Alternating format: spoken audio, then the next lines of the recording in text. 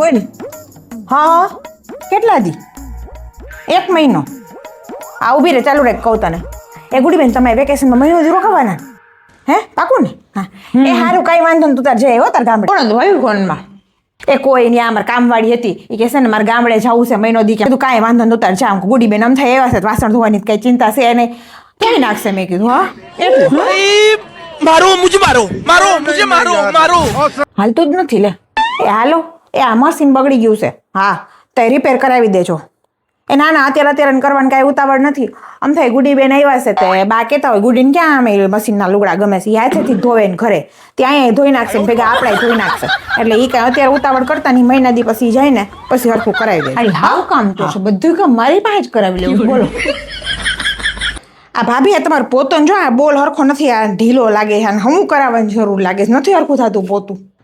એ હા એ કે દી ને તૂટી ગયું મને ખબર જ છે, પણ તમે આવવાના હતા ને એટલે મેં રિપેર ના કરાવ્યું. હા એમાં હું છે બાકી કે ગુડી ને તો હેઠે બહીને પોતા કરવા જ ગમે એ કે.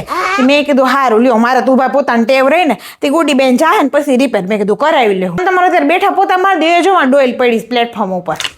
गोलमाल है भाई, सब गोलमाल है, गोलमाल है भाई.